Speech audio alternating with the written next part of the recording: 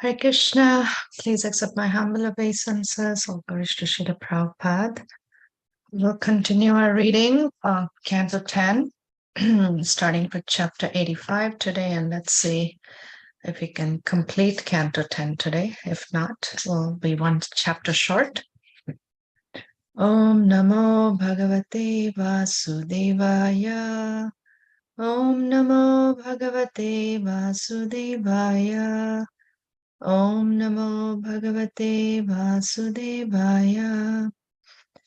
Narayanam Namaskritya Naram Chaiva Narottamam Devim Saraswatim Vyasam Tato Jayam Udirayet Nashtaprayesha Bhadreshu Nityam Bhagavata Sevaya Bhagavati Uttama Shloke Bhaktir Bhavati Naishtaki.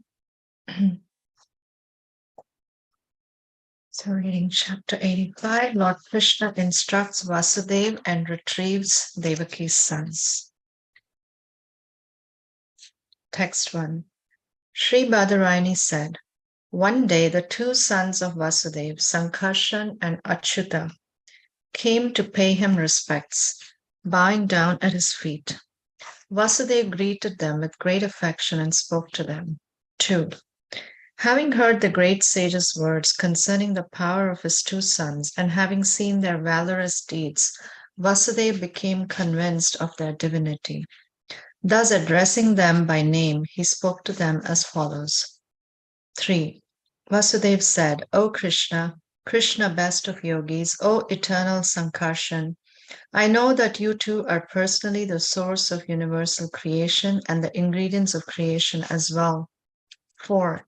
You are the Supreme Personality of Godhead who manifests as the Lord of both nature and the Creator of nature, Mahavishnu.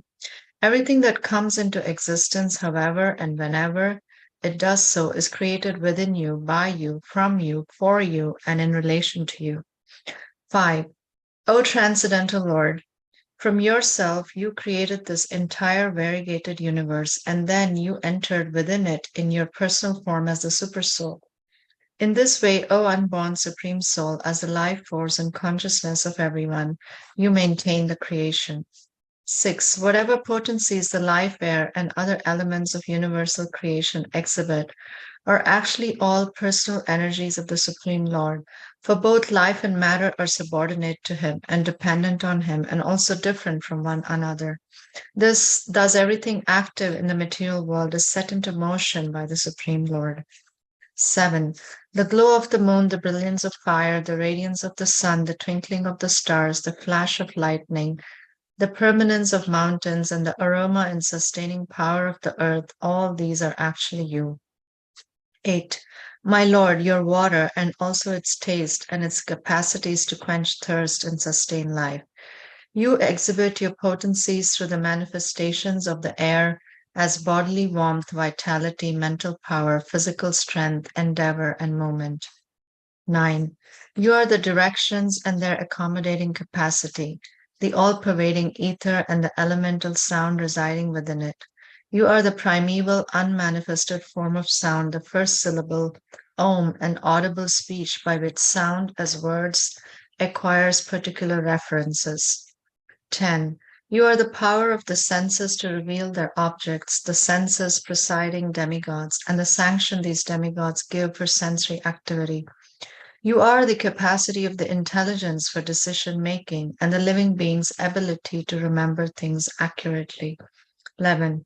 You are false ego in the mode of ignorance, which is the source of the physical elements, false ego in the mode of passion, which is the source of bodily senses, false ego in the mode of goodness, which is the source of the demigods, and the unmanifest total material energy, which underlies everything.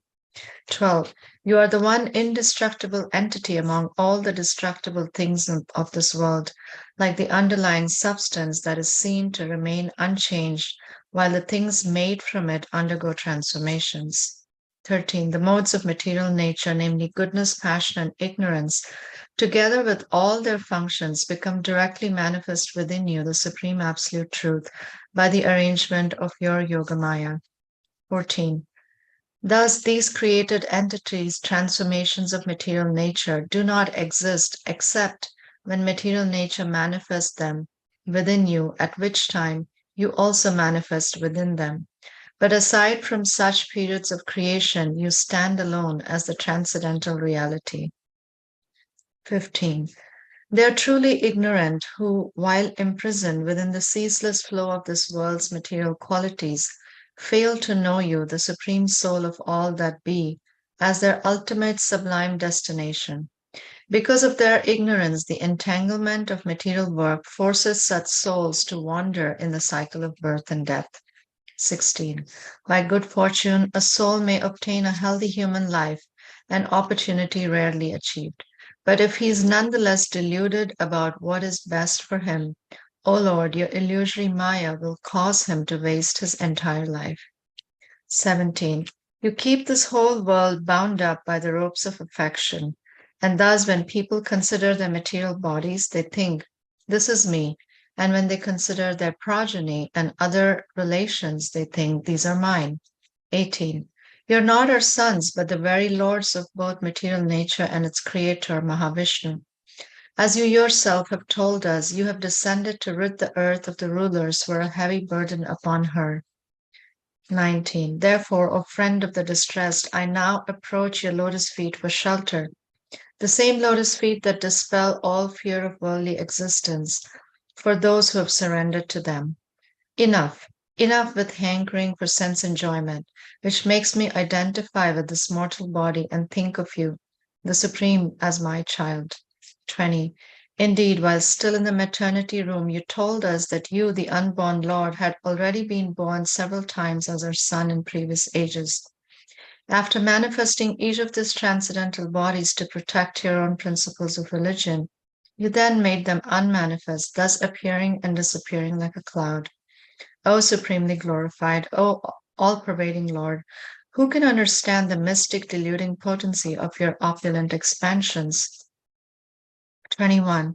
Sukadeva Goswami said, having heard his father's words, the Supreme Lord, leader of the Sattvitas, replied in a gentle voice as he bowed his head in humility and smiled. 22. The Supreme Lord said, my dear father, I consider your statements appropriate, since you have explained the various categories of existence by referring to us, your sons. 23. Not only I, but also you, along with my respected brother and these residents of Dwarka, should all be considered in the same philosophical light. O best of the Yadus, indeed, we should include all that exists, both moving and non-moving. 24. The Supreme Spirit Paramatma is indeed one. He is self-luminous and eternal, transcendental and devoid of material qualities. But through the agency of the very modes he has created, the one supreme truth manifests as many among the expansions of those modes. 25. The elements of ether, air, fire, water, and earth become visible, invisible, minute, or extensive as they manifest in various objects. Similarly, the Paramatma, though one, appears to become many. 26. Sukadeva Goswami said, O king, hearing these instructions spoken to him by the Supreme Lord, Vasudeva became freed from all ideas of duality. Satisfied at heart, he remained silent. 27-28. At that time, O best of the Kurus, the universally worshipped Devaka took the opportunity to address her two sons, Krishna and Balaram. Previously, she had heard with astonishment that they had brought their spiritual master's son back from death. Now, thinking of her own sons, who had been murdered by Kamsa, she felt great sorrow, and thus with tearful eyes she beseeched Krishna and Balaram. 29. Sri Devaki said, O Rama, Rama, immeasurable supreme soul, O Krishna, Lord of all masters of yoga, I know that you are the ultimate rulers of all universal creators, the primeval personality of Godhead. Taking birth from me, you have now descended to this world in order to kill those kings whose good qualities have been destroyed by the present age, and who thus defy the authority of revealed scriptures and burden the earth. 31. O soul of all that be, the creation, maintenance, and destruction of the universe are all carried out by a fraction of an expansion of your expansion. Today I have come to take shelter of you, the Supreme Lord. 32:33. It is said that when your spiritual master ordered you to retrieve his long dead son, you brought him back from the forefathers' abode as a token of remuneration for your Guru's mercy. Please fulfill my desire in the same way, O Supreme Masters of all Yoga Masters. Please bring back my sons who were killed by the king of Bhoja, so that I may see them once again. 34. The sage Sukadev said, thus entreated by their mother, O Bharat, Balaram and Krishna employed their mystic Yogamaya potency and entered the region of Sutala. 35. When the king of the Daityas, Bali Maharaj, noticed the arrival of the two lords, his heart overflowed with joy since he knew them to be the supreme soul and worshipable deity of the entire universe, and especially of himself. He immediately stood up and then bowed down to offer respects along with his entire entourage. 36. Bali took pleasure in offering them elevated seats. After they sat down, he washed the feet of the two supreme personalities. Then he took that water which purifies the whole world, even up to Lord Brahma, and poured it upon himself and his followers. 37. He worshipped them with all the riches at his disposal. Priceless clothing, ornaments, fragrant sandalwood paste, betel nut, lambs, sumptuous food, and so on. Thus he offered them all his family's wealth and also his own self. 38. Taking hold of the Lord's lotus feet again and again, Bali, the conqueror of Indra's army, spoke from his heart, which was melting out of his intense love. O king, as tears of ecstasy filled his eyes, and the hair on his limbs stood on end, he began to speak with faltering words. 39. King Bali said, obeisances to the unlimited Lord Ananta, the greatest of all beings, and obeisances to Lord Krishna, the creator of the universe, who appears as the impersonal absolute and the supersoul in order to disseminate the principles of Sankhya and Yoga. 40. Seeing you, lords, is a rare achievement for most living beings. But even persons like us, situated in the modes of passion and ignorance, can easily see you when you reveal yourself by your own sweet will. 41 to 43. Many who had been constantly absorbed in enmity towards you ultimately became attracted to you, who are the direct embodiment of transcendental goodness, and whose divine form comprises the revealed scriptures. These reformed enemies include Daityas, Danavas, Gandharvas, Siddhas, Vidyadharas, Charanas, Yakshas, Rakshasas, Pishachas, Bhutas, Pramathas, and Nayakas, and also ourselves and many others like us. Some of us have become attracted to you because of exceptional hatred, while others have become attracted because of their mood of devotion based on lust. But the demigods and others infatuated by material goodness feel no such attraction for you. 44. What to speak of ourselves, O Lord of all perfect yogis? Even the greatest mystics do not know what your spiritual power of delusion is or how it acts. 45. Please be merciful to me, so I may get out of the blind well of family life, my false home, and find the true shelter of your lotus feet, which selfless sages always seek. Then either alone or in the company of great saints who are the friends of everyone, I may wander freely, finding life's necessities at the feet of the universally charitable trees. 46. O Lord of all subordinate creatures, please tell us what to do and thus free us of all sin. One who faithfully executes your command, O Master, is no longer obliged to follow the ordinary Vedic rites. 47. The Supreme Lord said, during the age of the first Manu, the sage Marichi had 6 sons by his wife Urna. They were all exalted demigods, but once they laughed at Lord Brahma when they saw him preparing to have sex with his own daughter. 48-49.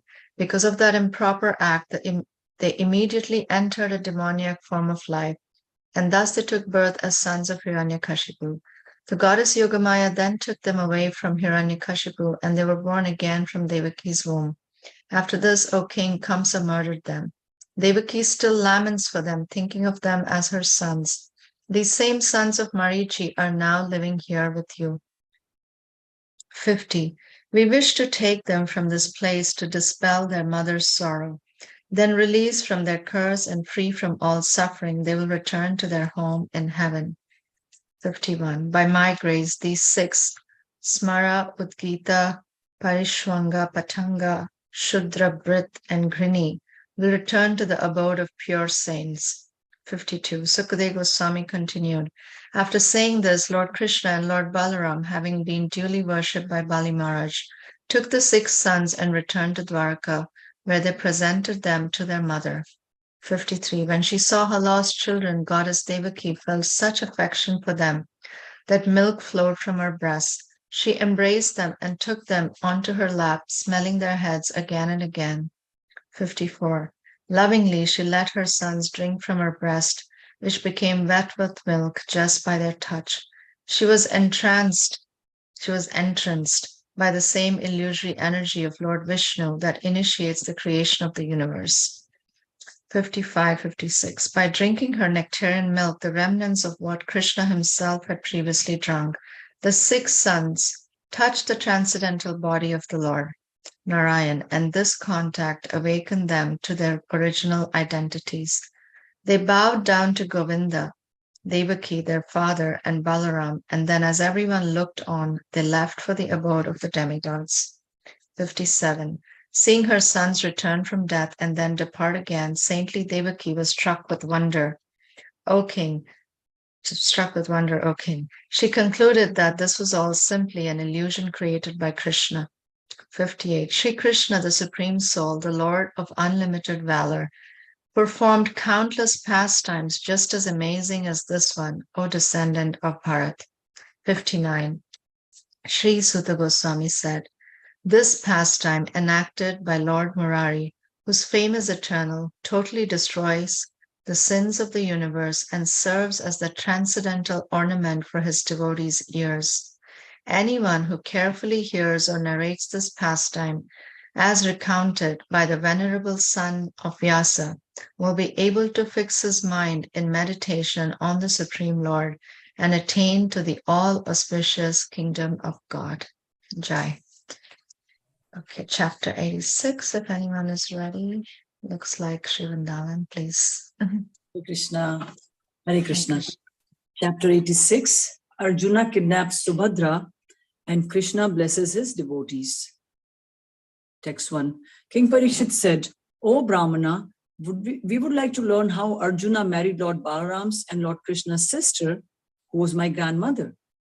2 and 3. Shukdev Goswami said, while traveling far and wide, visiting various holy places of pilgrimage, Arjuna came to Prabhas. There he heard that Lord Balaram intended to give his maternal cousin Subhadra to Duryodhan in marriage, and that no one else approved of this plan. Arjuna wanted to marry her himself, so he disguised himself as a renunciant, complete with triple staff, and went to Dwarka. 4. He stayed there during the monsoon months to fulfill his purpose. Lord Balaram and the other residents of the city, not recognizing him, offered him all honor and hospitality. 5. One day, Lord Balaram brought him to his home as his invited dinner guest, and Arjuna ate the food the Lord respectfully offered him. 6. There he saw the wonderful maiden Subhadra, who was enchanting to heroes.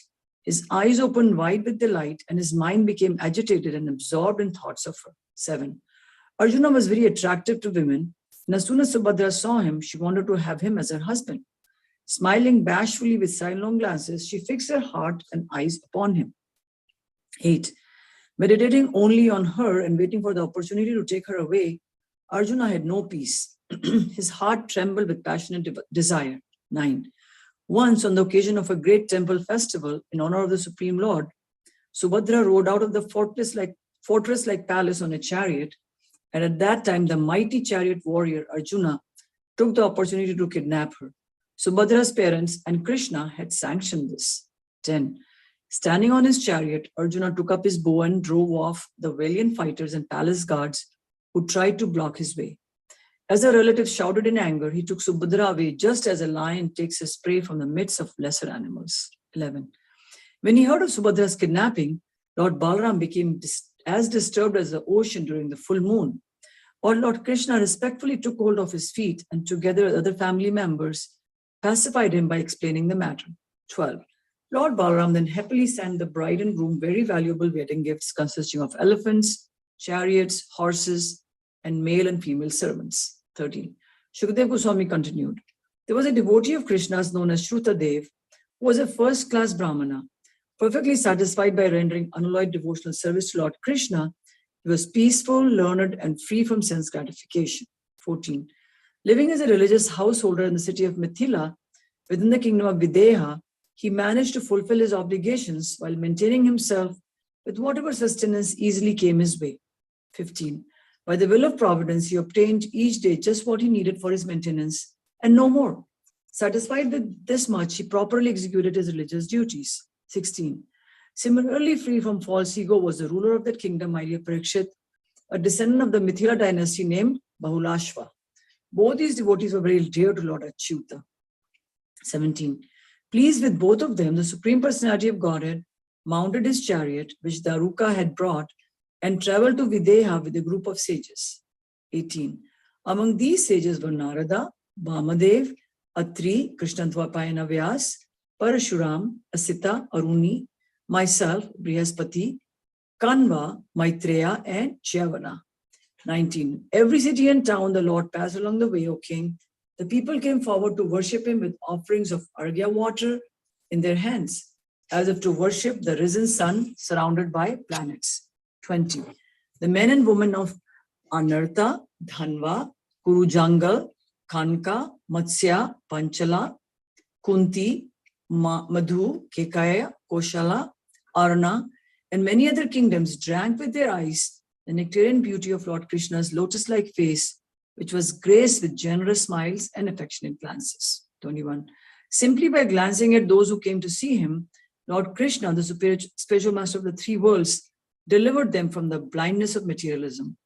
As he thus endowed them with fearlessness and divine vision, he heard demigods and men singing his glories, which purify the entire universe and destroy all misfortune. Gradually he reached Videha. 22. Hearing that Lord Achyuta had arrived, O king, the residents of the cities and villages of Videha joyfully came forth to receive him with offerings in their hands. 23. As soon as the people saw Lord Uttama Shloka, their faces and hearts blossomed with affection. Joining their palms above their heads, they bowed down to the Lord and to the sages accompanying him, whom they had previously only heard about. 24.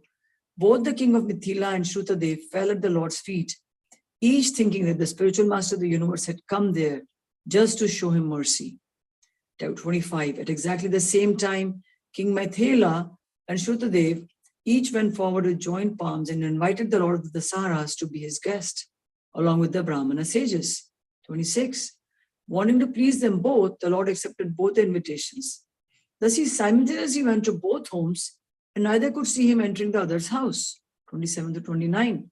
When King Bahulashva, a descendant of Janaka, saw Lord Krishna approaching his house from a distance with the sages, who were somewhat fatigued from the journey, he immediately arranged to have seats of honor brought out for them.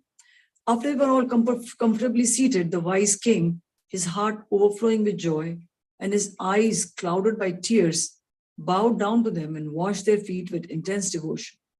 Taking the wash water, which could purify the entire world, he sprinkled it on his head and the heads of his family members. Then he worshipped all those great lords by offering them fragrant sandalwood paste, flower garlands, fine clothing and ornaments, incense, lamps, arghya, and cows and bulls. 30. When they'd eaten to their full satisfaction, for their further pleasure, the king began to speak slowly and in a gentle voice as he held Lord Vishnu's feet in his lap and happily massaged them. 31. Sri Bahulashva said, O Almighty Lord, you are the soul of all created beings, their self-illumined witness, and now you're giving your audience to us who constantly meditate on your lotus feet. 32.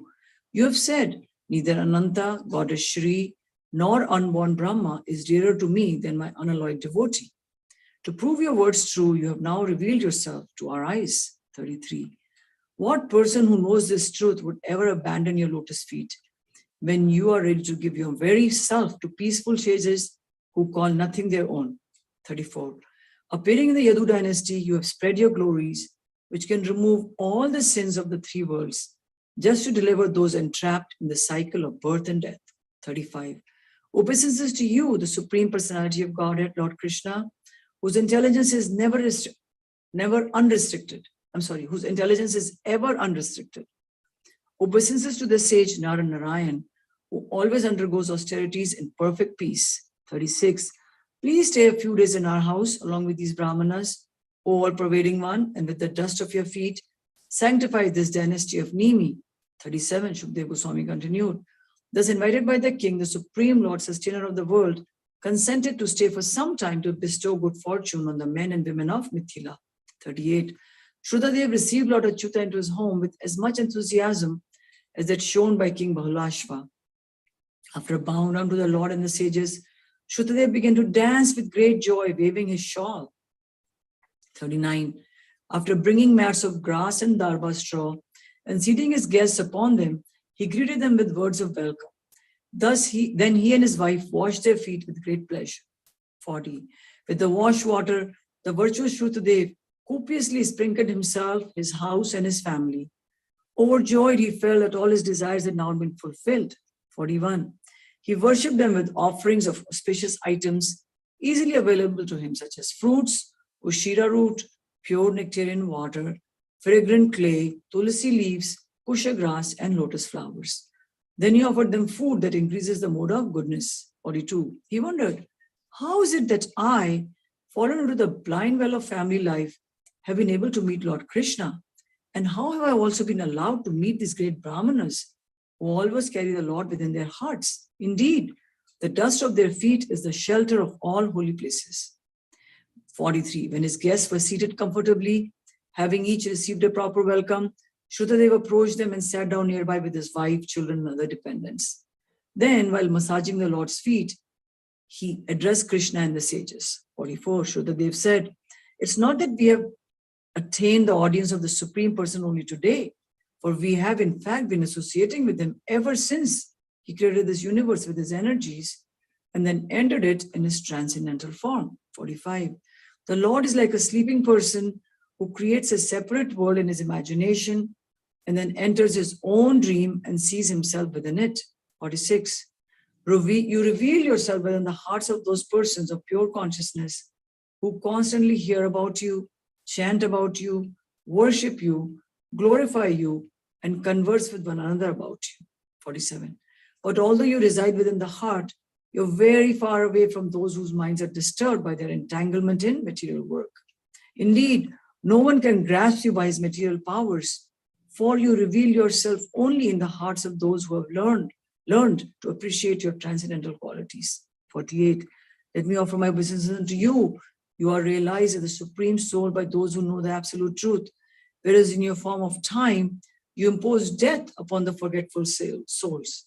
You appear both in your causeless spiritual form and in the created form of this universe, thus simultaneously uncovering the eyes of your devotees and obstructing the vision of the non-devotees. 49. O Lord, you are that Supreme Soul and we are your servants. How shall we serve you? My Lord, simply seeing you puts an end to all the troubles of human life. 50.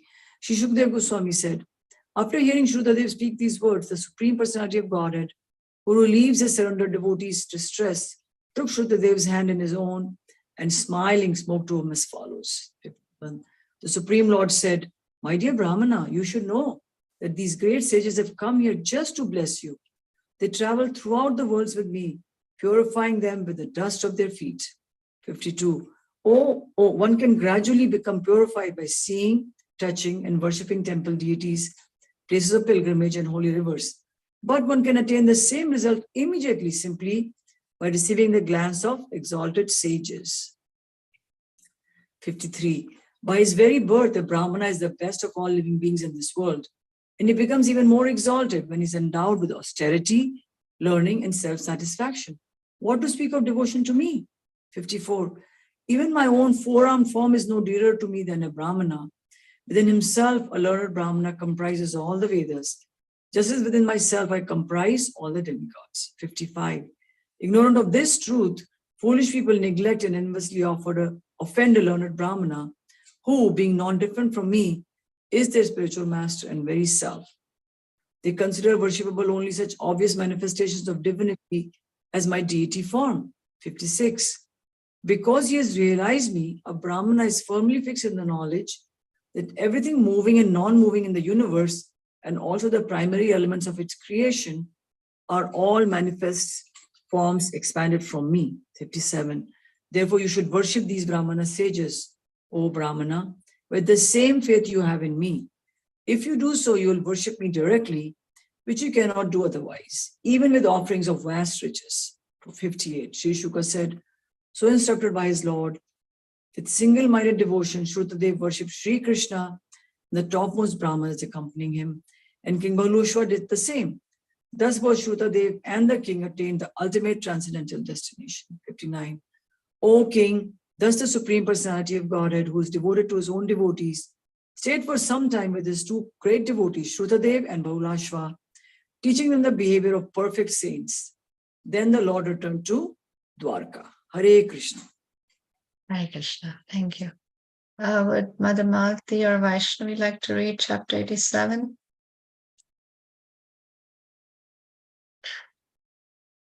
Okay. If you're not ready, I'll read. Can I? Yeah, okay, sure. Sure, please read. Text 1. Sri Parikshit said, O Brahmana, how can the Vedas directly describe thee, supreme absolute truth, who cannot be described in words? The Vedas are limited to describing the qualities of material nature, but the Supreme is devoid of all these qualities, being transcendental to all material manifestations and their causes. Text 2. Sukadev Goswami said, the Supreme Lord manifested the material intelligence, senses, mind, and vital air of the living entities so that they could indulge in their desires for sense gratification, take repeated births to engage in fruitive activities, become elevated in future lives, and ultimately attain liberation. Text 3. Those who came before, even our ancient predecessors, meditated upon the same confidential knowledge of the supreme truth. Indeed, anyone who faithfully concentrates on this knowledge will become free from material attachments and attain the final goal of life. Text 4. In this connection, I will relate to you a narration concerning the Supreme Lord Narayan. It is about a conversation that once occurred between Sri Narayan Rishi and Narada Muni. Text 5. Once, while traveling among the various planets of the universe, the Lord's beloved devotee Narada went to visit the primal primeval sage Narayan at his ashram. Text 6. From the very beginning of Brahma's day, Lord Narayana Rishi had been undergoing austere penances in the land of Bharata, while perfectly performing religious duties and exemplifying spiritual knowledge and self-control, all for the benefit of human beings in both this world and the next. Text 7. There, Narada approached Sri Narayana Rishi, who was sitting amidst sages in the village of Kalapa. After bowing down to the Lord, O hero of the Kurus, Narada asked him the very same question you have asked me. Text 8. As the sages listened, Sri Narayana Rishi related to Narada an ancient discussion about the absolute truth that took place among the residents of Janaloka. Text 9. The personality of Godhead said, O son of self-born Brahma, once long ago in Janaloka, wise sages who resided there performed a great sacrifice to the absolute truth by vibrating transcendental sounds. These sages, mental sons of Brahma, were all perfect celibates. Text 10. At that time, you happened to be visiting the Lord of Svetadvip, that Supreme Lord in whom the Vedas lie down to rest during the period of universal annihilation. A lively discussion arose among the sages on Janaloka as to the nature of the supreme absolute truth. Indeed, The same question arose then that you are asking me now. Text 11. Although these sages were all equally qualified in terms of Vedic study and austerity, and although they all saw friends, enemies, and neutral parties equally, they chose one of their numbers to be the speaker, and the rest became eager listeners. Text 12 and 13. Sri Sanandana replied, after the Supreme Lord withdrew the universe he had previously created, he lay for some time as if asleep, and all his energies rested dormant within him. When the time came for the next creation, the personified Vedas awakened him by chanting his glories, just as the poet serving as a king approached him at dawn and awakened him by reciting his heroic deeds. Text 14. The Shruti said, victory, victory to you, O unconquerable one. By your very nature, you are perfectly full in all opulences.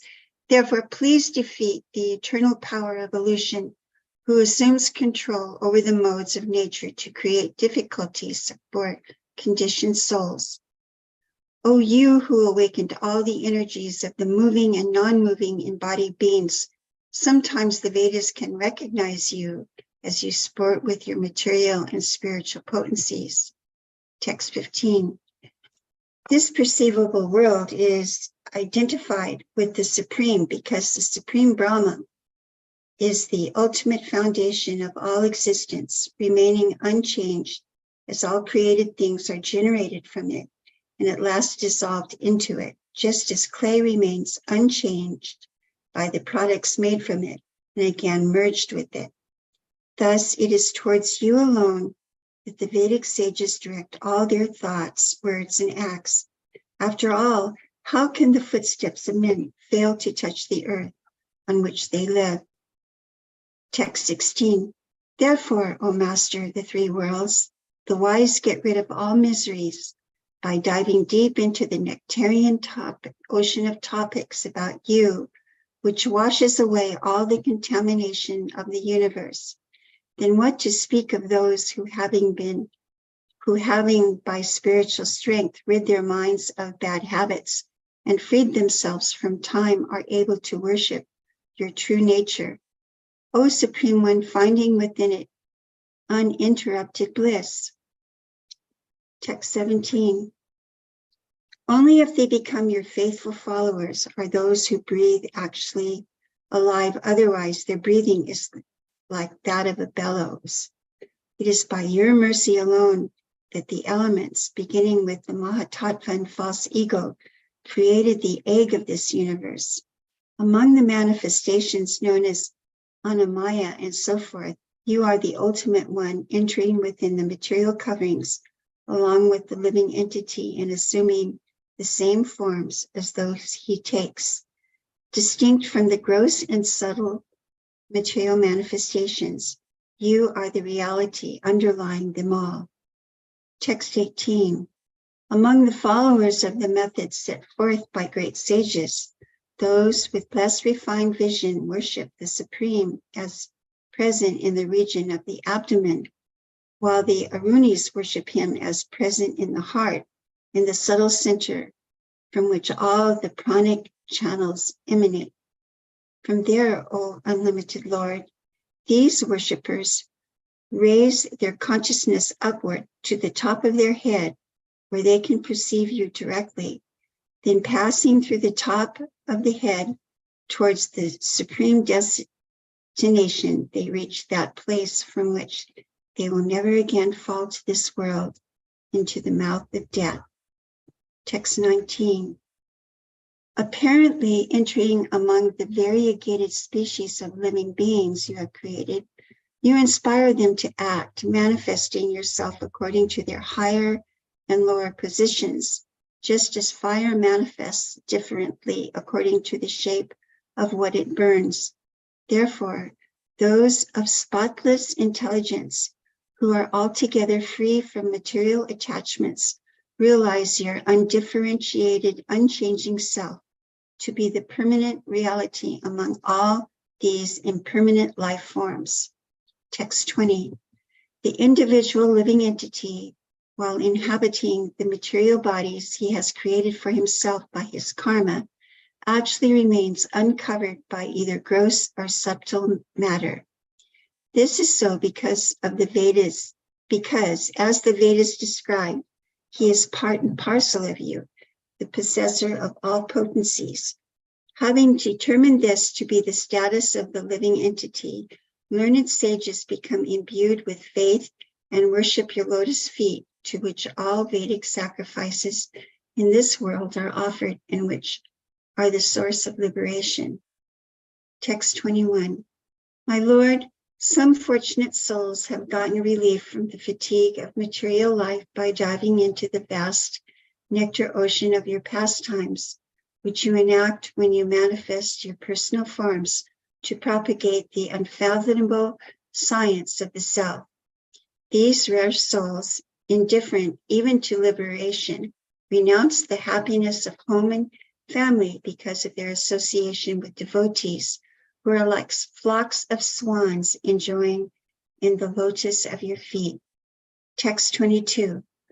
When this human body is used for your devotional service, it acts as oneself, friend and beloved. But unfortunately, although you always show mercy to the conditioned souls and affectionately help them in every way, and although you are their true self, people in general fail to delight in you. Instead, they commit spiritual suicide by worshiping illusion.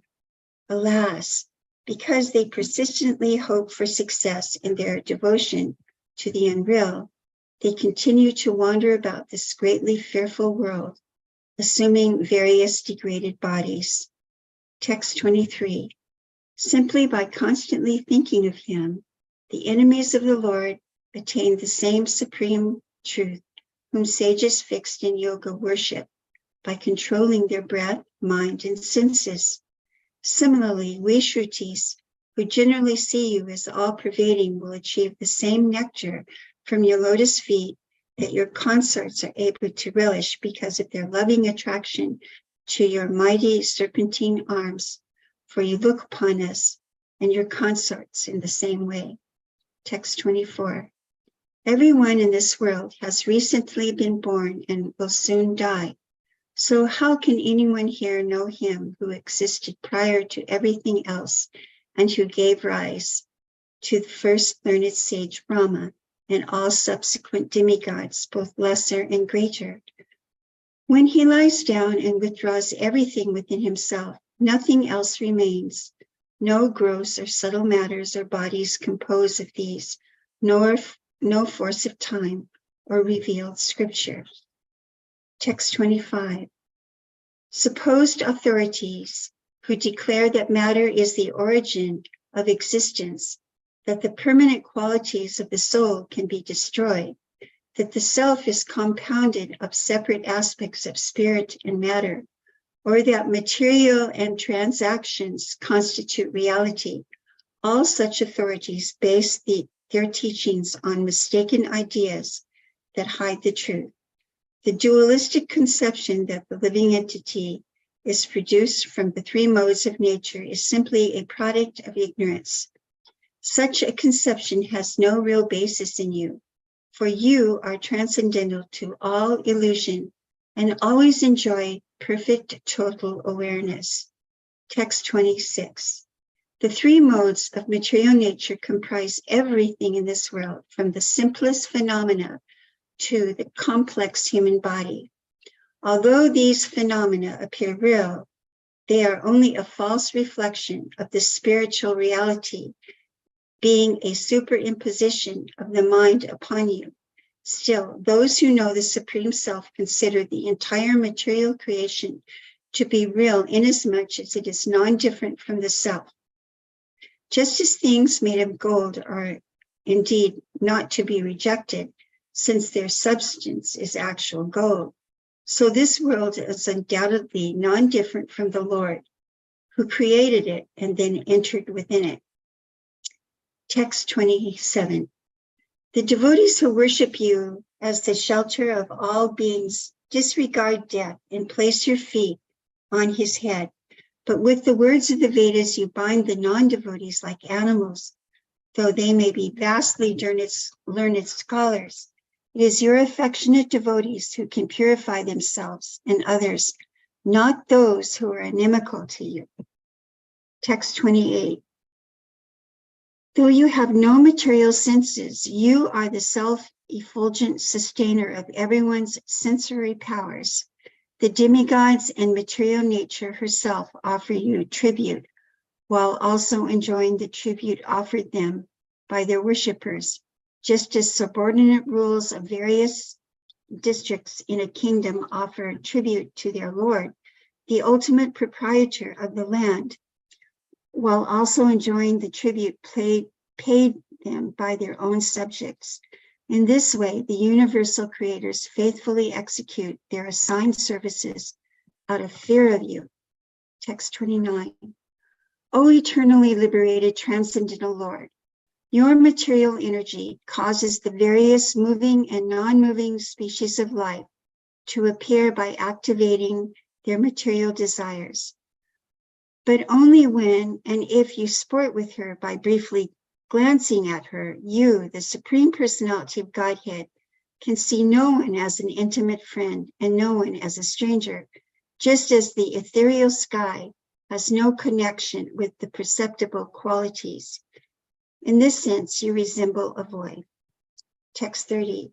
If the countless living entities were all pervading and possessed forms that never changed, you could not possibly be their absolute ruler, O immutable one.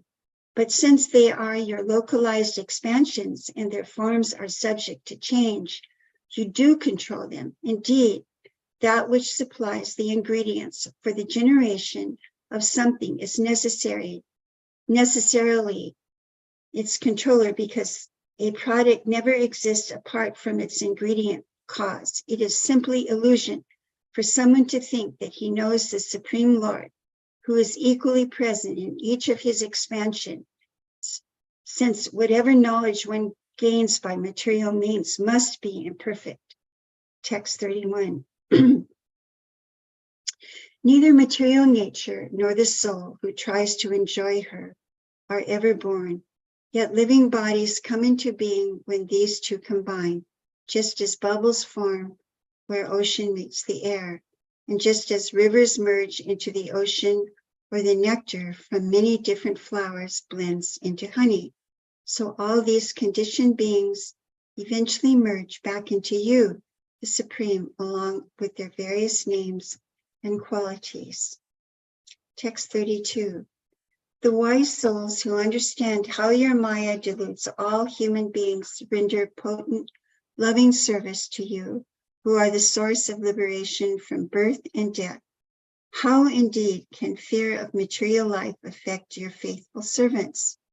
On the other hand, your furrowing eyebrows, the triple-rimmed wheel of time, repeatedly terrifying those who refuse to take shelter of you. Text 33. The mind is like an impetuous horse that even persons who have regulated their senses and breath cannot control. Those in this world who try to tame the uncontrolled mind, but who abandon the feet of their spiritual master, encounter hundreds of obstacles in their cultivation of various distressful practices, O unborn Lord. They are like merchants on a boat in the ocean who have failed to employ a helmsman. Text 33. To those persons who take shelter of you, you reveal yourselves as the Supersoul, the embodiment of all transcendental pleasure. What further use have such devotees for their servants, children, or bodies, their wives, money, or houses, their land, good health, or conveyances? And for those who fail to appreciate the truth about you and go on pursuing the pleasures of sex, what could there be in this entire world, a place inherently doomed to destruction and devoid of significance, that could give them real happiness? Text 35. Sages free from false pride live on this earth by frequently by frequenting the sacred pilgrimage sites in those places where the Supreme Lord displays his pastimes, because such devotees keep their lotus feet, because such devotees keep your lotus feet within their hearts. The water that washes their feet destroys all sins. Anyone who even once turns his mind towards you, the ever blissful soul of all existence, no longer dedicates himself to serving family life at home, which simply robs a man of his good qualities. Text 36. It may be proposed that this world is permanently real because it is generated from the permanent reality, but such an argument is subject to logical refutation. Sometimes, indeed, the apparent non-difference of a cause and its effect fails to prove true, and at other times the product of something real is illusory. Furthermore, this world cannot be permanently real, for it partakes of the natures of not only the absolute reality, but also the illusion disguising that reality. Actually, the visible forms of this world are just like an imaginary arrangement resorted to by a succession of ignorant persons in order to facilitate their material affairs. With their various meanings and implications, the learned words of your Vedas bewildered all persons whose minds have been dulled by hearing the incantations of sacrificial rituals. Text 37. Since this universe did not exist prior to its creation and will no longer exist after its annihilation, we conclude that in the interim, it is nothing more than a manifestation imagined to be visible within you, whose spiritual enjoyment never changes. We liken this universe to the transformation of various material substances into diverse forms. Certainly those who believe that this figment of the imagination is substantially real are less intelligent. Text 38. The illusory material nature attracts the minute living entities to embrace her, and as a result, he assumes forms composed of her qualities. Subsequently, he loses all his spiritual qualities and must undergo repeated deaths. You, however, avoid the material energy, and in the same way that a snake abandons its old skin, glorious in your possession of 8 mystic perfections, you enjoy unlimited opulences. 39. Members of the renounced order who fail to uproot the last trace of material desires in their hearts remain impure, and thus you do not allow them to understand you, although you are present within their hearts. For them, you are like a jewel worn around the neck of a man who has totally forgotten it is there. O Lord, those who practice yoga only for sense gratification must suffer punishment both in this life and in the next, from death, who will not release them, and from you, whose kingdom they cannot reach. Text 40. When a person realizes you, he no longer cares about his good and bad fortune arising from past pious and sinful acts, since it is you alone who control this good and bad fortune. Such a realized devotee also disregards what ordinary living beings say about him. Every day he fills his ears with your glories, which are recited in each age by the unbroken successor of Manu's descendants, and thus you become his ultimate salvation. 41. Because you are unlimited, neither the lords of heaven nor even you yourself can ever reach the end of your glories.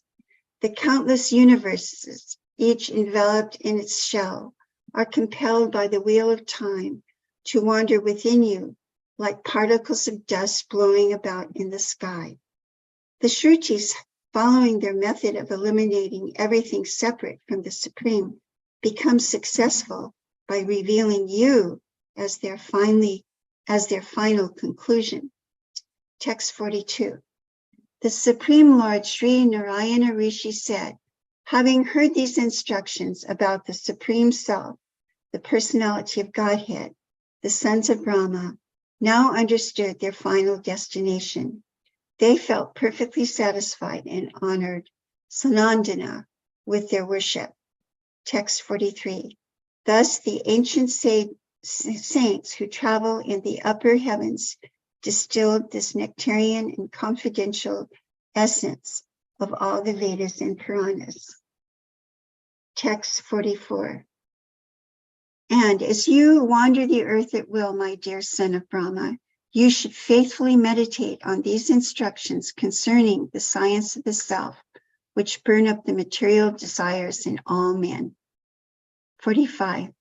Sukadev Goswami said, when Sri Narayana Rishi ordered him in this way, the self-possessed sage Narada, whose vow is heroic as a warrior's, accepted the command with firm faith. Now successful in all his purposes, he thought about what he had heard, O king, and replied to the Lord as follows. Text 46. Sri Narada said, I offer my obeisances to him of spotless fame, the Supreme Lord Krishna, who manifests his all-attractive personal expansions so that all living beings can achieve liberation. 47. Sukadev Goswami continued.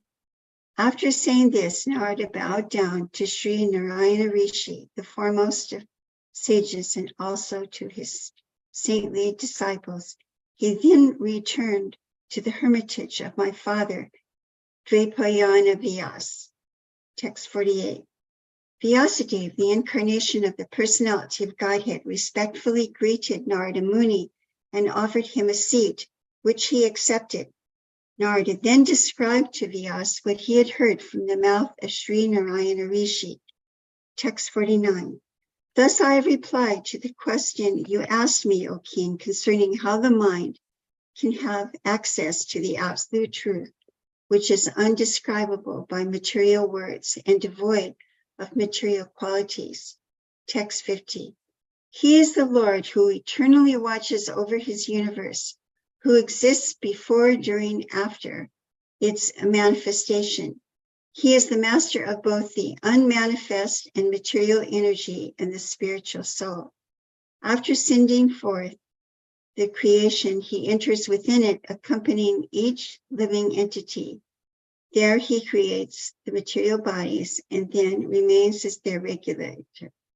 By surrendering to him, one can escape the embrace of illusion, which as a dreaming person forgets his own body. One who wants liberation from fear should constantly meditate upon him, O Lord Hari, who is always on the platform of perfection and thus never subject to material birth. Thank you so much, Mother Malti, for reading that long philosophical chapter, the most philosophical chapter of Bhagavatam. Thank you so much. Okay, Nileshwari. Hare Krishna, Mataji. Chapter 88, Lord Shiva saved from Vrikasura. Text 1. King Parikshit said, those demigods, demons and humans who worship Lord Shiva, a strict renunciant, usually enjoy wealth and sense gratification, while the worshippers of the Supreme Lord Hari, the husband of the goddess of fortune, do not. Text 2. We wish to properly understand this matter, which greatly puzzles us. Indeed, the results attained by the worshippers of these two lords of opposite characters are contrary to what one would expect. Text 3. Sri Sukadev said, Lord Shiva is always united with his personal energy, the material nature, manifesting himself in three features in response to the entreaties of nature's three modes. He thus embodies the threefold principle of material ego in goodness, passion, and ignorance. Text 4. The 16 elements have evolved as transformations of that false ego. When a devotee of Lord Shiva worships his manifestation in any one of these elements, the devotee obtains all sorts of corresponding enjoyable opulences. Text 5. Lord Hari, however, has no connection with the material modes. He is the Supreme Personality of Godhead, the all seeing eternal witness who is transcendental to material nature. One who worships him becomes similarly free from the material modes. Text 6. Your grandfather, King Yudhishthira, after completing his Ashwamedha sacrifices, asked Lord Achyuta this very same question while hearing the Lord's explanation of religious principles. Text 7. This question pleased Sri Krishna, the king's lord and master, who had descended into the family of Yadu for the purpose of bestowing the highest good on all men. The Lord replied as follows as the king eagerly listened. Text 8. The personality of Godhead said, if I especially favor someone, I gradually deprive him of his wealth. Then the relatives and friends of such a poverty stricken man abandon him. In this way, he suffers one distress after another. Text 9.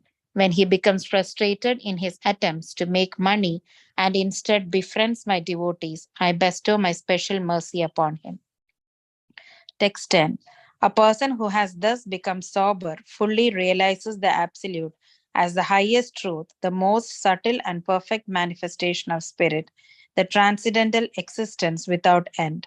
In this way, realizing that the Supreme Truth is the foundation of his own existence, he is freed from the cycle of material life. Text 11. Because I am difficult to worship, people generally avoid me and instead worship other deities who are quickly satisfied. When people receive kingly opulences from these deities, they become arrogant, intoxicated with pride, and neglectful of their duties.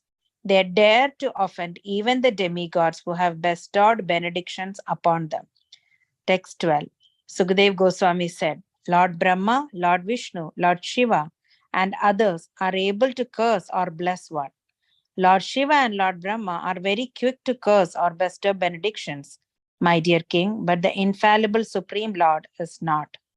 Text 13. In this connection, an ancient historical account is related concerning how the Lord of Kailash mountain was put into danger by offering a choice of benediction to the demon Vrika. Text 14. The demon named Vrika, a son of Shakunis, once met Narada on the road.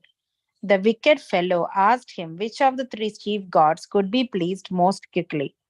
Text 15. Narada told him, worship Lord Shiva and you will soon achieve success. He quickly becomes pleased by seeing his worshipper's slightest good qualities and quickly angered by seeing his slightest fault. Text 16. He became pleased with 10-headed Ravana and also with Bana when they each chanted his glories, like bards in a royal court.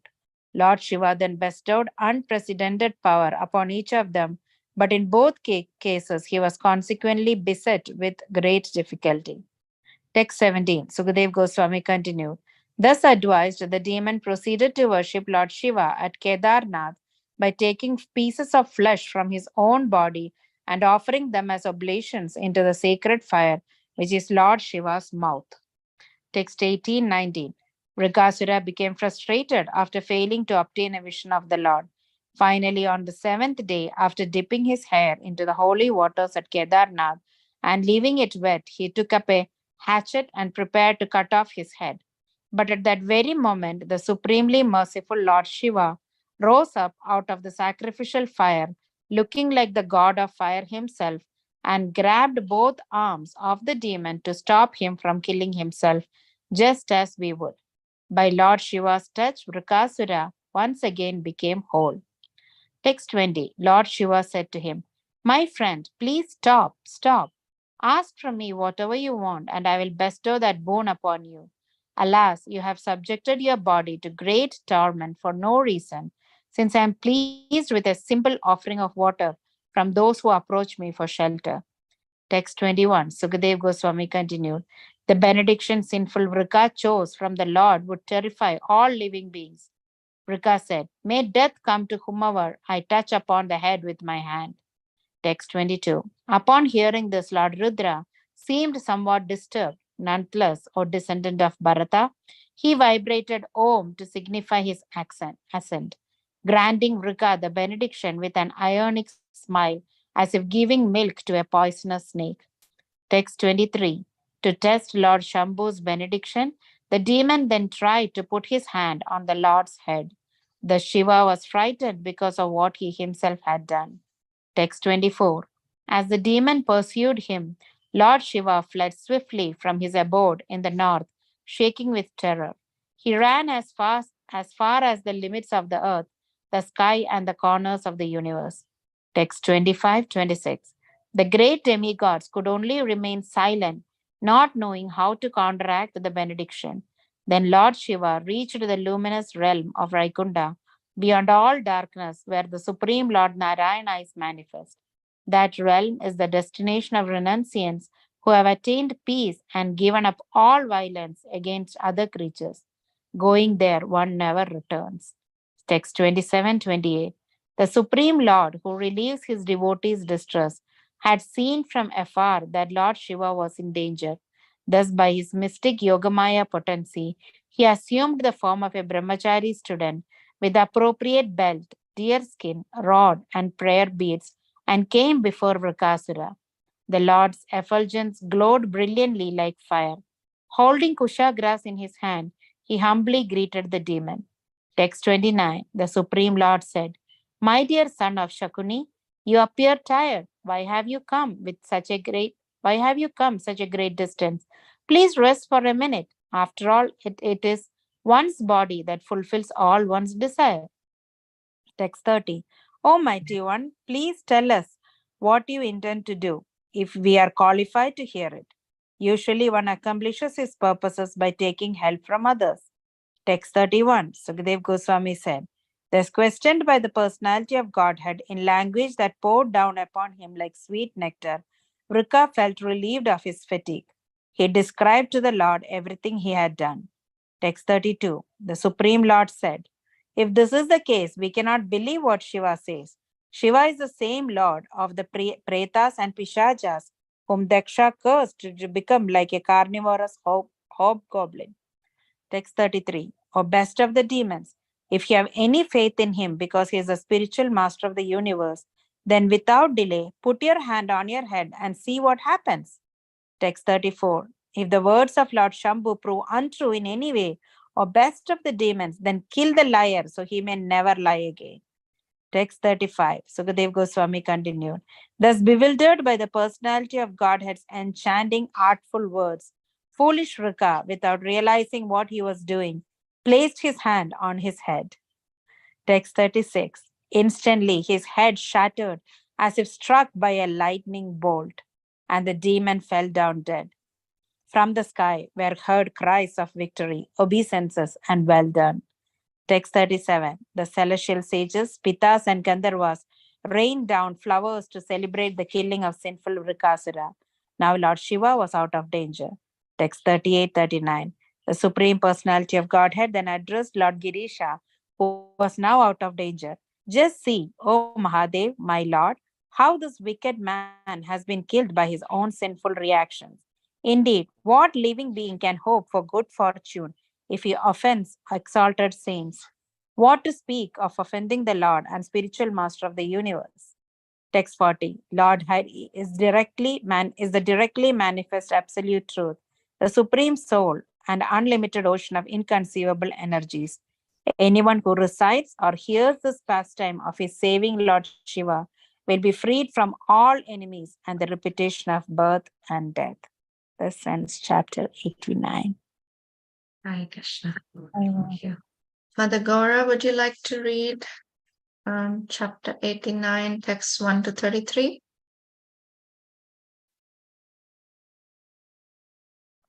Okay. Yes, I will read. Let me put my video. Chapter 89, text 1-33. Okay, chapter 89, 3. up to 33. Krishna and Arjuna retrieve a Brahmana's son. Text 1. Sukadeva Goswami said, Once, O king, as a group of sages were performing a Vedic sacrifice on the banks of the Saraswati River, a controversy arose among them as to which of the three chiefs deities is supreme. Text 2. Eager to resolve this question, O king, the sages sent Lord Brahma, son Bhrigu, to find the answer. First, he went to his father's court. Text 3. To test how well Lord Brahma was situated in the mode of goodness, Bhrigu failed to bow down to him or glorify him with prayers. The Lord became angry at him, inflamed to fury by his own passion. Text 4. Though anger towards his son was now rising within his heart, Lord Brahma was able to subdue it by applying his intelligence in the same way that fire is extinguished by its own product, water. Text 5. Bhrigu then went to Mount Kailasa. There Lord Shiva stood up and happily came forward to embrace his brother. Text 6 and 7. But Bhrigu refused to embrace, telling him, "You are a deviant heretic." As this, Lord Shiva became angry and his eyes burned furiously. He raised his trident and was about to kill Bhrigu when Goddess Devi fell at his feet and spoke some words to pacify him. Bhrigu then left that place and went to Vaikuntha, where Lord Janardana resides. Text 8 and 9. There he went up to the Supreme Lord, who was lying with his head on the lap of his consort, Shri, and kicked him on the chest. The Lord then rose along his goddess Lakshmi as a sign of respect. Coming down from his bedstead, the supreme goal of all pure devotees bowed his head to the floor before the sage and told him, "Welcome, Brahmana. Please sit in this chair and rest a while. Kindly forgive us, dear master, for not noticing your arrival." Text 10 and 11. Please purify me, my realm and the realms of the universal rulers devoted to me by giving us the water that has washed your feet. This holy water is indeed what makes all places of pilgrimage sacred. Today, my Lord, I have become the exclusive shelter of the goddess of fortune, Lakshmi. She will consent to reside on my chest because your foot has rid of sins. Text 12. Sukadeva Goswami said, Bhrigu felt satisfied and delighted to hear the solemn words spoken by Lord Vaikuntha. Overwhelmed with devotional ecstasy, he remained silent, his eyes brimming with tears. Text 13. O king, Bhrigu then returned to the sacrificial arena of the wise Vedic authorities and described his entire experience to them. Text 14 to 17. Amazed upon hearing Bhrigu's account, the sages were free from all doubts and became convinced that Vishnu is the greatest Lord. From him come peace, fearlessness, the essential principles of religion, detachment with knowledge, the eightfold powers of mystic yoga, and his glorification, which cleanses the mind of all impurities. He is known as the supreme destination for those who are peaceful and equipoised, the selfless, wise saints who have given up all violence. His more dear form is that of pure goodness, and the Brahmanas are his worshipable deities. Persons of keen intellect who have attained spiritual peace worship him without selfish motives. Text 18. The Lord expands into three kinds of manifest being, the Rakshasas, the demons, and the demigods, all of whom are created by the Lord's material energy and conditioned by her modes. But among these three modes, it is the mode of goodness which is the means of attaining life's final success. Text 19. Sukadeva Goswami said, the learned Brahmanas living along the river Saraswati came to this conclusion in order to dispel the doubts of all people. Thereafter, they rendered devotional service to the Supreme Lord's lotus feet and attained his abode. Text 20. Sri Sutta Goswami said, thus did this fragrant nectar flow from the lotus mouth of Sukadeva Goswami, the son of the sage Vyasadeva. This wonderful glorification of the Supreme Person destroys all fear of material existence. A traveler who constantly drinks the nectar through his ear holes will forget the fatigue brought on by wandering along the path of worldly life.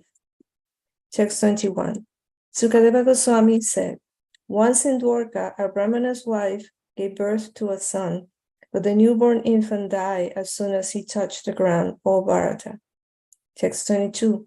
The Brahmana took the corpse and placed it at the door of King Ugrasena's court. Then, agitated and lamenting miserably, he spoke the following. Text 23. The Brahmana said, "This duplicious, greedy enemy of Brahmanas, this unqualified ruler addicted to sense pleasure, has caused my son's death by some discrepancies in the execution of his duties." Text 24. Citizens serving such a wicked king who takes pleasure in violence and cannot control his senses are doomed to suffer poverty and constant misery. Text 25. The wise Brahmana suffered the same tragedy with his second and third child. Each time he left the body of his dead son at the king's door and sang the same song of lamentation. Text 26 and 27. When the ninth child died, Arjuna, who was near Lord Keshava, happened to overhear the Brahmanas lamenting. Thus Arjuna addressed the Brahmana. "What is the matter, my dream Brahmana? Isn't there some lowly member of the royal order here who can at least stand before your house with a bow on his hand? These Kshatriyas are behaving as if they were Brahmanas, idly engaged in fire sacrifices." Text 28. The rulers of a kingdom in which Brahmanas lament over lost wealth, wives, and children are merely impostors, playing the roles of kings just to earn their livelihood. Text 29. My lord, I will protect the progeny of you and your wife, who are in such distress. And if I fail to keep this promise, I will entire fire the atone for my sin. Text 30 to 31. The Brahmana said, "Neither Sankarshana, Vasudev, Pradyumna, the best bowmen, nor the unequal warrior Anidura could save my sons. Then why do you naively attempt a feat that the almighty lords of the universe could not perform? We cannot take you seriously." Text 32. Sri Arjuna said, "I am neither Lord Sankarshana or Brahmana, nor Lord Krishna, not even Krishna's son. Rather, I am Arjuna, wielder of the Gandiva bow." Text 33. Do not minimize my ability, which was good enough to satisfy Lord Shiva, or Brahmana. I will bring back your sons, dear master, even if I have to defeat death himself in battle. Thank you. Thank Would you like to continue reading? We have 10 more minutes. We can finish the chapter. If you want to Yes. continue, you can, Sure. or I can. Yeah, sure. Okay. Text Sure. 34. Thus convinced by Arjuna, or tormentor of enemies, the Brahmana went home, satisfied by having heard Arjuna's declaration of his powerless. Text 35. When the wife of the elevated Brahmanas was again about to give birth, he went to Arjuna in great anxiety and begged him, "Please, please protect my child from death." Text 36. After touching pure water, offering obeisances to Lord Maheshvara, and recollecting the mantras for his celestial weapons, Arjuna strung his bow Gandiva. Text 37. Arjuna fenced in the house where the birth was taking place by shooting arrows attached to various missiles. Thus, the son of Pritha constructed a protective cage of arrows covering the house upwards, downwards, and sideways. Text 38. The Brahmana's wife then gave birth, but after the newborn infant has been crying for a short time, he suddenly vanished into the sky in his self-same body. Text 39. The Brahmana then derided Arjuna in front of Lord Krishna. "Just see how foolish I was to put my faith in the bragging of an eunuch." Text 40. When neither Pradyumna, Aniruddha, Rama, nor Keshava can save a son, who else can possibly protect him? Text 41. To hell with that liar Arjuna, to hell with the braggart's bow. He is so foolish that he has deluded himself into thinking that he can bring back a person whose destiny has taken away. Text 42. While the wise Brahmana continued to heap insults upon him, Arjuna employed a mystic incantation to go at once to Samjamani, the city of heaven where Lord Jamaraj resides. Text 43 and 44. Not seeing the Brahmana's child there, Arjuna went to the cities of Indra, Agni, Nitri, Soma, Vayu, and Varuna.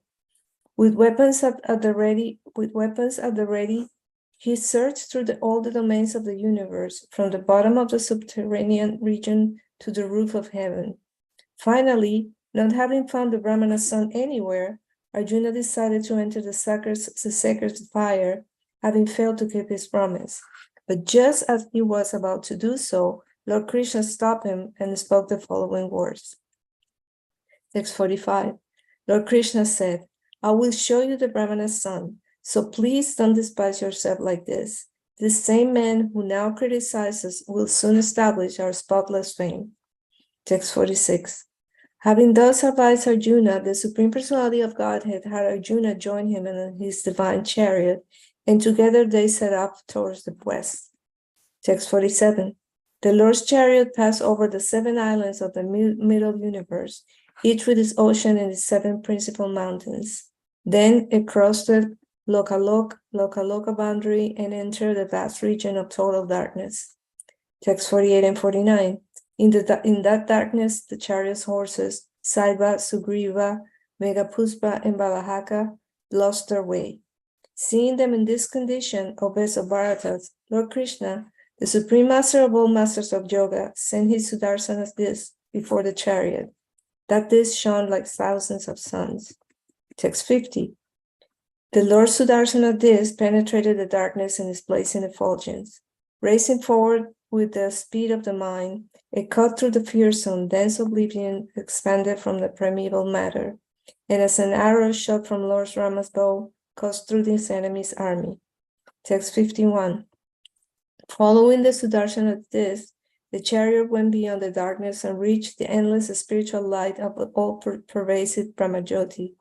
As Arjuna beheld his glaring effulgence, his eyes heard, and so he shot them. Text 52. From that region they enter a body of water resplendent with huge waves being churned by the mighty wind. Within that ocean, Arjuna saw an amazing palace, more radiant than anything he had ever seen before. Its beauty was enhanced by thousands of ornamental pillars intricate with brilliant gems. Text 53. In that palace was the huge, awe-inspiring serpent Anantashesha. He shone brilliantly with the radiance emanating from the gems of the thousands of hoods and reflecting from twice as many fearsome eyes. He resembled with white Mount Kailasha, and his necks and tongues were dark blue. Text 54 to 56. Arjuna then saw the omnipresent and omnipotent Supreme Personality of Godhead, Mahavishnu, sitting on the ease of the serpent's bed. His bluish complexion was the color of a dense rain cloud. He wore a beautiful yellow garment. His face looked charming. His broad eyes were more attractive, and he had 8 long, handsome arms. His profuse locks of hair were bathed on all sides in the brilliance reflected from the clusters of precious jewels decorating his crown and earrings. He wore the Kaustubha gem, the mark of Srivastava, and a garland of forest flowers. Serving that topmost of all lords were his personal attendants, headed by Sunanda and Nanda. His chakra and other weapons in their personified forms, his consort potency, Pushti, Sri, Kirti, and Aja, and all his various mystic powers. Text 57. Lord Krishna offered homage to himself in his boundless form, and Arjuna, astonished at the sight of Lord Mahavishnu, bowed down as well. Then, as the 2 of them stood before him with joined palms, the Almighty Mahavishnu, Supreme Master of all rulers of the universe, smiled and spoke to them in a voice full of solemn authority. Text 58. Lord Mahavishnu said, I brought the Brahmana's son here because I want to see the 2 of you, my expansions, who have descended to the earth to set the principles of religion. As soon as you finish killing the demons who burden the earth, quickly come back here to me. Text 59. Although all your desires are completely fulfilled, O best of exalted personalities, for the benefit of the people in general, you should continue to exemplify religious behavior as the sage of Nara and Narayan. Text 60 and 61.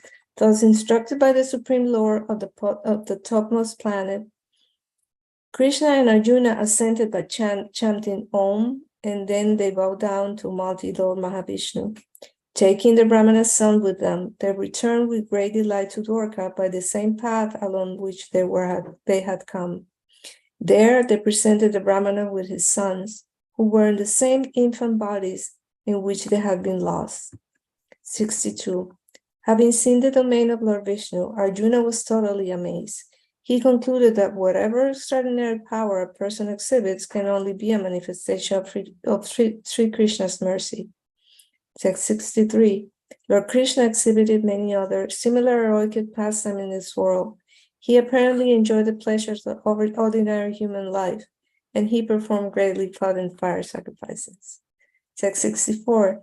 The Lord, having demonstrated his supremacy at suitable times, he showered down all desirable things upon the Brahmanas and his other subjects, just as Indra pours down his rain. Text 65.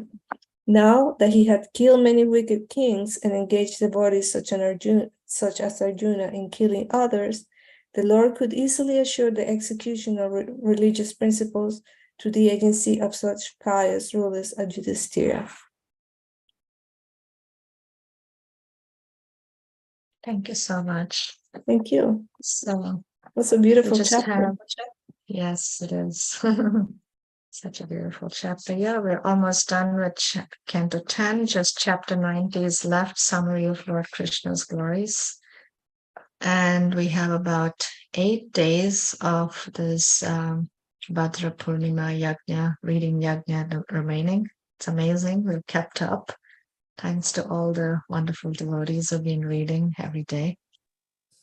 Thank you so much. Please accept my humble obeisances. Vancha kalpatarubhyasya kripa sindhubhyo Patitanam pavnebhyo shishvashnebhyo namo namaha Ananta Koti Vaishnava Vrinda ki jai. Hare Krishna. Jai. Hare Krishna. Hare Krishna. See you tomorrow. Hare Krishna.